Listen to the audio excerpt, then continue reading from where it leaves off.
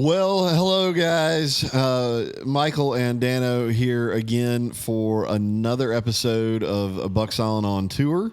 I have no idea which episode number we're up to at this point. But I'm sitting here in the studio here in Gadsden, and Dano is somewhere between here and Texas, headed out to another event. But had a chance. You spent a little time on Guntersville this past weekend, right?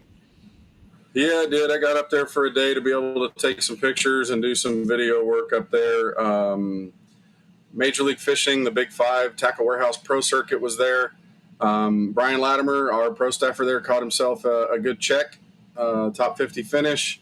But the big story comes out to Nick LeBrun.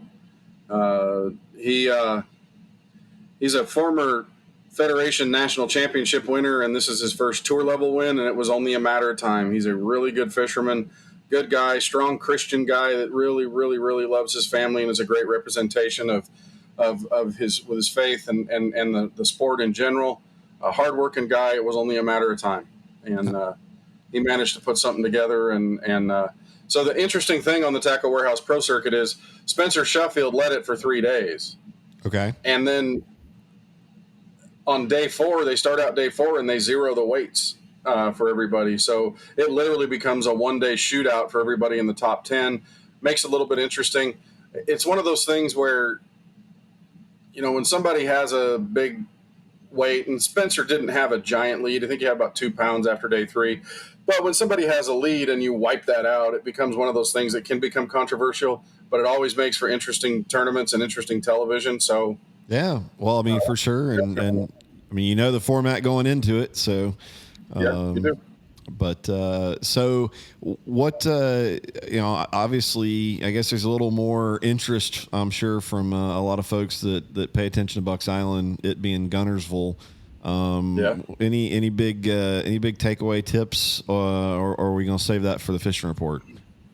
No, it's fine. I mean, there's been so much stuff going on as we've talked to the guys when we're doing the fishing reports. Water levels hadn't completely come up yet around our area. The bluegills have started going on to the brim beds and those kinds of things, along with the shad spawn. And there's still going to be a few fish that are going up onto the beds, and we're right here around a full moon with that tournament. And it could have been anything going on. I think what happened is there were some guys early in the tournament that ran into a few shallow fish. But I think you'll hear from Nick that in practice, while he expected it to be a little bit more shallow, he ended up having to go out deep, and it ends up being one on ledges, and which is a more traditional Guntersville post-spawn type bite into the summer. And, kudos to a guy for figuring it out. And he gave us an interesting tip, too, about dealing with eelgrass during our interview. So that'll be kind of interesting. So guys, we'll roll the interview. I mean, if you want to know where to catch some fish on Guntersville, he pretty much told you exactly how to do it. So I thought it was a good interview. So let's roll that interview and hear what he had to say. Folks, we've got Nick LeBrun, the winner of the MLF Big Five Tackle Warehouse Pro Circuit Tournament at Guntersville this last week. Nick, welcome to Bucks Island on Tour, first of all. And secondly, congratulations on another big career win.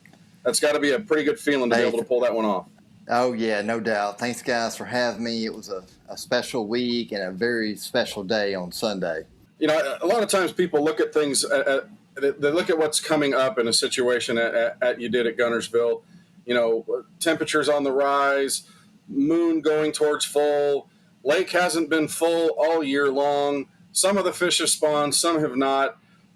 It might have been one of the most unique and widely varied fisheries in a long time. How did you actually pull this out? It came down to the last hour of practice on Tuesday.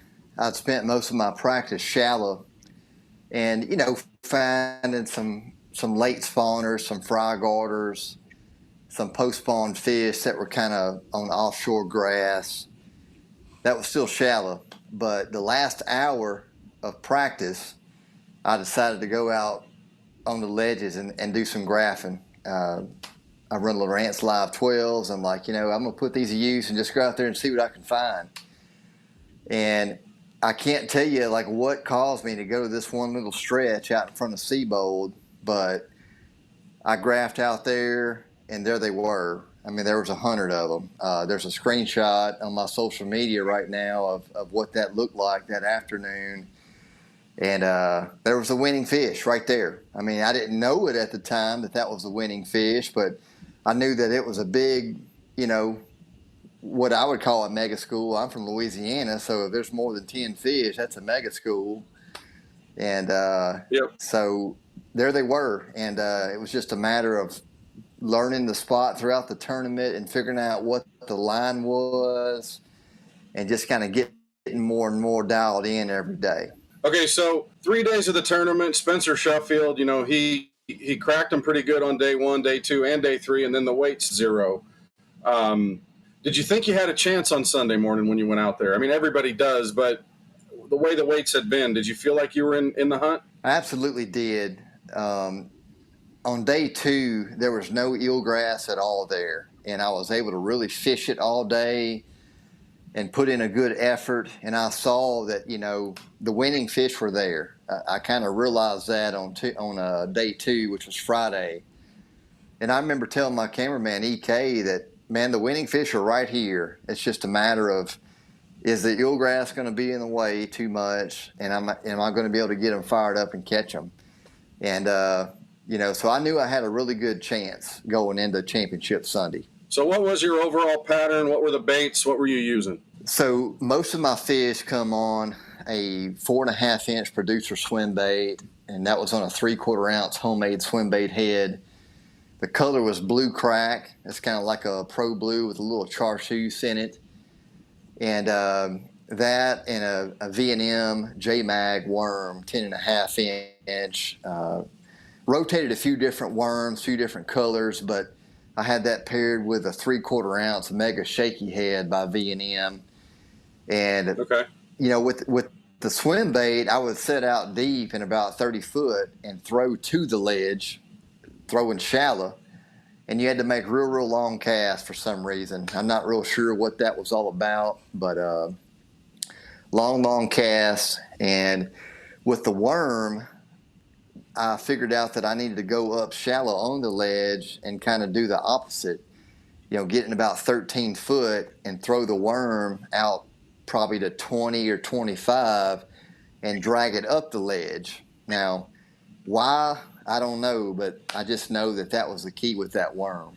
Were you able to catch them all off of the one spot, or did you kind of have to move around a bit, give it a rest, or could you just stay there and keep casting? 18 out of 20 fish I caught was right there on that same exact spot, either on the swim bait cast or the worm cast. And on day 1, the eelgrass kind of wrecked me out, and I had to get off of it for a while, and I went shallow, and I scraped up, 13.5 pounds, sight fishing and just piddling around up shallow, and I had 2 3-pounders shallow that I ended up weighing in on day 1. And then I went back offshore at 1:30 and caught the rest of my bag. But days 2, 3, and 4, 100%. That one offshore spot. Give guys a tip, the anglers that watch this thing, give them a tip for dealing with all that floating eelgrass. How did you deal with all of that? Man, you need to come up with some kind of seine that you can drag behind your boat and clear out your area or something, because it's relentless. It spun me out on day 1. There's no doubt. But what I learned is that if you make 5 casts, and only 1 cast you feel like you were efficient, you probably need to yank the trolling motor up and just go on. And that was the key, is just kind of getting off of it, giving it some time to wash out of there. It's kind of like that old saying, a watched pot never boils. And if you sit there visibly waiting on the eelgrass to move out, well, you might as well get some crossword puzzles, because you're going to be a while. But if you could just go and run shallow and just kind of get off of it and give it an hour or two, like on Championship Sunday, man, I pulled back up there at 10 o'clock and it was on. And it's like God just cleared it all out and it was clear and I wrecked them. So, you know, don't stay there and get spun out and just thinking that, you know, it'll get better any minute. Get away from it. Well, Nick, congratulations again on the big win. That's a big career accomplishment. We know you won the national championship, that federation deal, but this one being a tour level event, it's always a different feeling. And congratulations, and thanks for spending some time with us. Yeah, thank y'all very much for having me. I really appreciate it. So there you have it. The good tip on eelgrass. It sounds like he had some fun with it, but he worked his way around it like a professional, and still managed to pull out a win. So any other kind of takeaways from his tips that he gave? We all fish pretty much the same way most of the time, which is to fish downhill. And sometimes you got to try reversing things a little bit to get the kind of bites that you need. You know, if we're all presenting the bait in the same direction, sometimes doing things a little bit opposite will make a big difference. And he found that with that one, with the worm that he was throwing. I think that's a pretty cool tip. It's something that we get a lot out west, and I haven't seen it a bunch here, but it was kind of interesting to hear that. Yeah. So one question I had from that interview is, you know, figuring out the length of cast. How do you figure that out? That, oh, I need to cast further and try, you know, like what's the logic that's running through of different things to try to figure out a pattern that comes in? I just haven't heard that talked about a whole lot. So nowadays with the sonar the way that it is, you're able to see schools of fish without being on top of them. Okay. A lot of times. So then it becomes a matter of, okay, you know, there's a good school up there. And a lot of times, you know, in the days like when Skeet Reese won Guntersville in 2015, actually when he won in 2010, there were big schools, like hundreds of fish in these schools, and he would sit there and just cast after cast after cast. Well, I think the fish, they adjust to some of that pressure, and they tend to break up. And so a lot of times now what I'm hearing from guys when they go, they'll see smaller schools of fish, 10, 15, 20, 30 fish, not the big mega schools. So if you can see those fish there and you know that they're there and they're not biting, you start making some kind of adjustments, whether it's go down in line size, whether it's go to a wacky rig or a Ned rig or a, you know, a Nico rig. I mean, some of those kinds of deals, you tend to kind of try to make an adjustment. And obviously for Nick, big confidence in the swim bait that he was throwing. So his adjustment was to keep kind of backing off a little bit and just see if the presence of the boat wasn't there on him so much, and it seemed to work for him. And a lot of this stuff is trying different things. You know, there's a lot of kind of beginning spots that people will give you, kind of like the beginning of the recipe, and then you may have to put in a little bit more. You know, they say season to taste kind of thing. Right. So right. Somebody can give you the kind of base level, but then you got to kind of try your own little tweaks to the recipe to make them work. And sometimes it's you know, hunt and peck to be able to figure it out, and that's, you know, he figured out if you backed off, there was less pressure on them, and they would eat. Well, it just it was pretty interesting to me as a novice to hear, you know, because you think about swapping through baits, through colors, you know, and yeah, I get a couple of different presentations, but to then figure out, you know, different lengths of casts, but I guess that's why he gets to win the check. So. Pretty interesting. Good interview. So where are you headed this week, and what do we have to look forward to for next week? We are at Texas Fest, Lake Fork, is where we're going to be. Bassmaster Elite Series tournament there. It'll be an interesting tournament because everything's done on the water, very similar to how Major League Fishing. And to give you a little backstory on this, that whole catch, weigh, and release thing started in the Toyota Texas Bass Classic, which was a PAA tournament, Professional Anglers Association, 2008, 2007, 2008, that kind of time frame. And it was concepted because Lake Fork is a slot limit, and you can only keep one fish over the slot limit, and that slot limit, I believe, is 16 to 24 inches. So You can bring in unders or you can bring in overs. Now, if you're talking, there are plenty of fish caught in those tournaments that weigh 8 pounds plus that are not legal keepers. So they can only bring in one fish. Everything's done in that catch, weigh, and release format, which was concepted by, I believe it was Kelly Jordan, who's a Major League Fishing pro.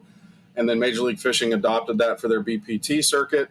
But it started with a PAA event, and it became a very popular thing because they wanted to highlight Toyota. They wanted to highlight Texas fisheries, the Texas Department of Fish and Wildlife, and then highlight Lake Fork at the same time. And then they ended up moving that around to Conroe and a few other places over the years. But interesting tournament. Fork is known for big fish, slot limit. So could be a really big week, though the water is down 7-8 feet. So it's going to make it unique and pull things in. I already know of some big ones that have been caught in practice. Could be an interesting event. Well, I hope everybody will go watch the Bassmaster Live and watch the coverage. Sounds like it's going to be a fun one. Well, man, Dano, I should probably leave you to finish your trek on out to Texas, and I'm gonna go track down Joe McElroy to finish up this Bucks Island on tour and see what he has to say from having fun up in Oklahoma this past weekend at the Hobie tournament. I think he ended up 28th overall. Some broken rods were involved, so I'm sure it'll be a good story. But so I'm gonna leave you to get on down the road and look forward to hearing what happens in Texas next week. Sounds good.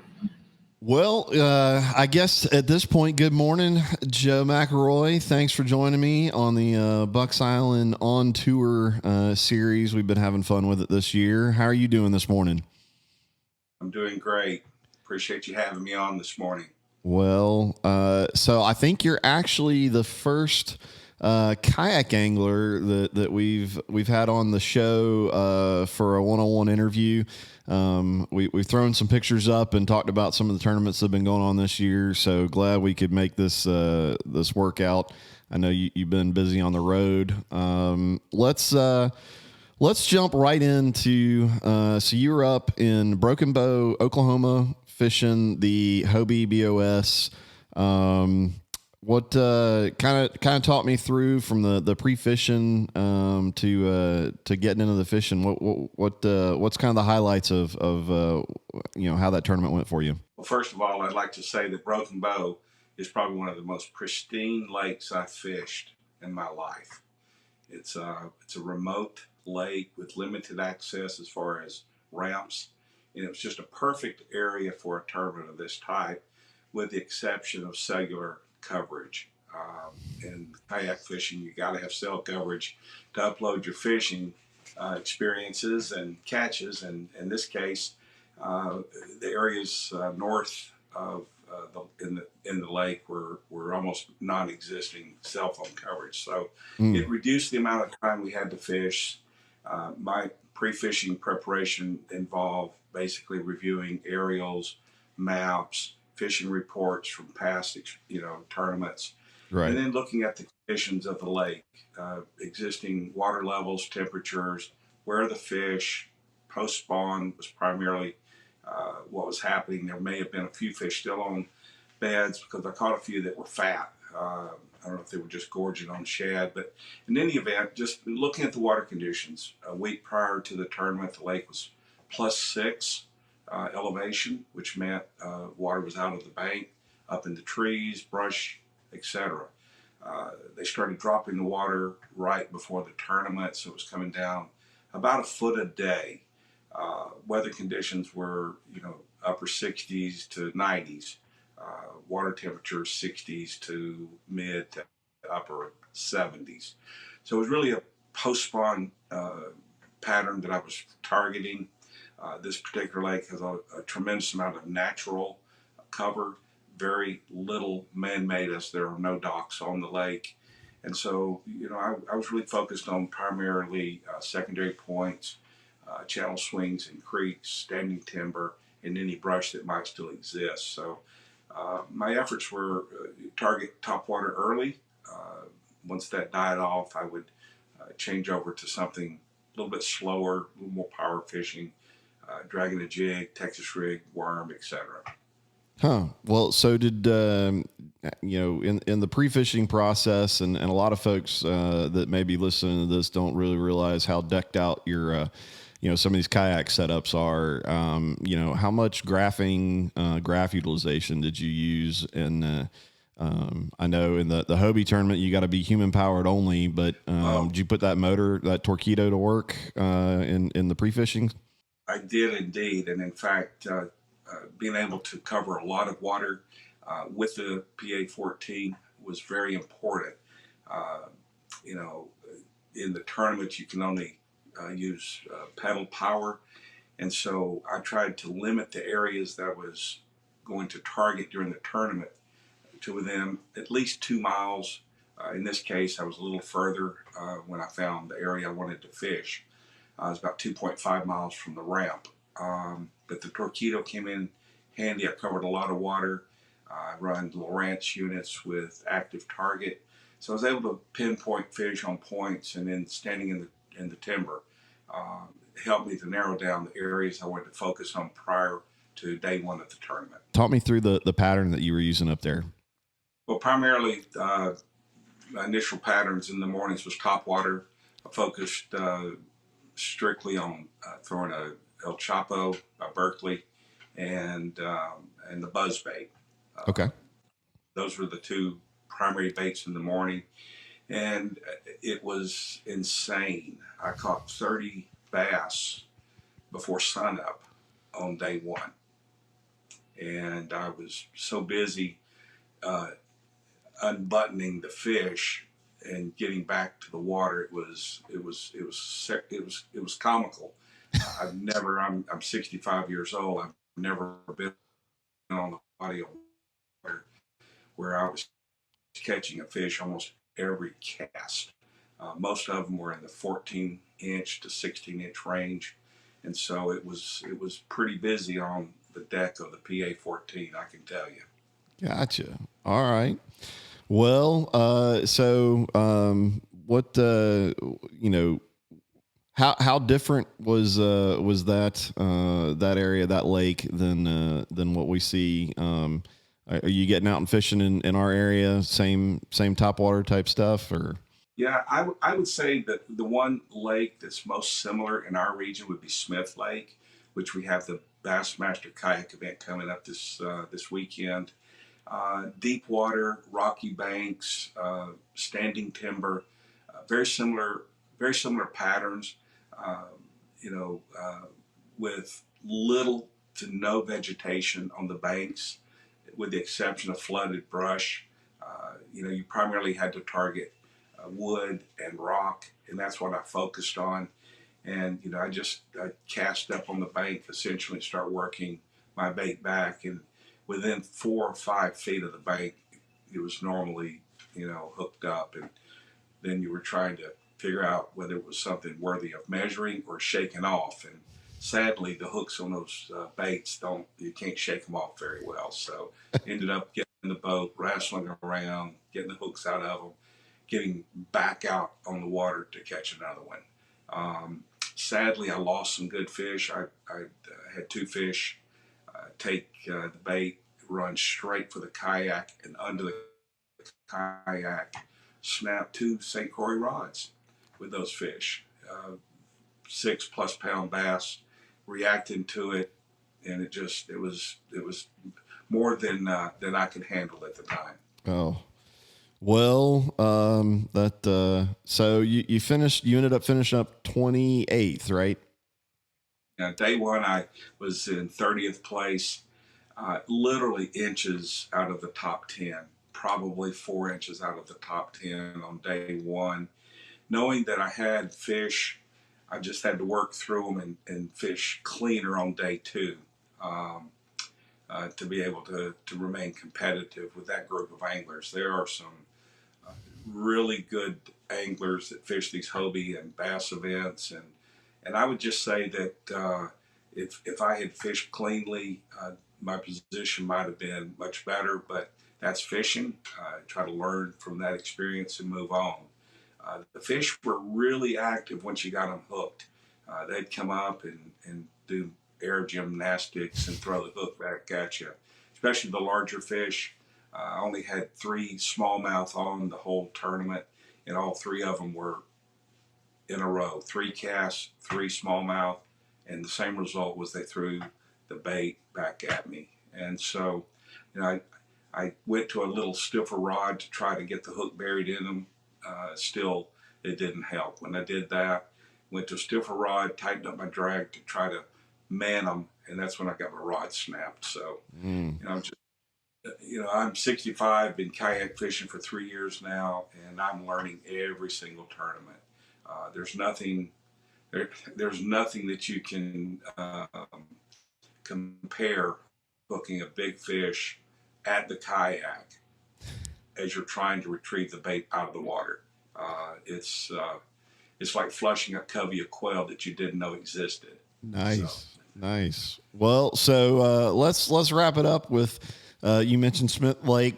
What? So that's your next tournament, and then what's kind of the rest of the year look like? Well, we've got Smith Lake Bass Masters next to the last event of the year. They have one more on Pickwick. That'll be an early fall tournament. After Smith Lake, we end up on Chickamauga. Then we with Hobie's BOS event up there. I go up on the 1st of June, start pre-fishing. Following that, I'm fishing the KFL with the wonderful Coosa Kingfishers. So our season gets kicked off this weekend. I'm not fishing this weekend, but I'll be fishing the rest of the season, traveling around the southeast, trying to win a championship for our local team. So I'm going to the Susquehanna River, Wolf River, Winnepesaukah, New Hampshire. I have a very busy schedule for the rest of the year. So far, I've fished 8 tournaments, have about 12 to go before I can start focusing on other things in my life. Gotcha. Well, Joe, I'm glad we were able to catch up with you and get a little scoop. I guess from what you said, it sounds like if somebody's looking for a good trip to get out of our region, Broken Bow sounds like a beautiful place to go ahead. Especially sounds like a kayaker's dream. I agree. I will tell you this: in 2 days of competition, I only saw one other kayaker in my area. And that speaks volumes. Wow. Well, all right, guys. Well, there you have it. Joe, so appreciative of your time, for jumping on here and representing Bucks Island out there, in the kayak world. I guess all we can say is good luck, in the next tournament and, the next 12, and, hopefully we'll be able to get some scoop, and, looking forward to doing a little interview when you win one of those and, get the big trophy. The time will come when it's right. I appreciate it. Thanks to Buck Island for supporting me, Hobie, and the opportunity to be here. Thank you so much. Well, that's going to do it, guys, for another episode of Bucks Island on Tour. Glad we were able to catch up with Dano, and I can't wait to hear about the tournament there in Texas next week. So please join us again. I try to take a lot of the tackle that we discuss and get it all linked up and in the description. Make it easy for you to jump over to Shop Bucks Island and find some of the stuff we're talking about. And at the end of the day, we hope that helps you put a few more fish in the boat. Thanks for joining us. We will catch you on the next one.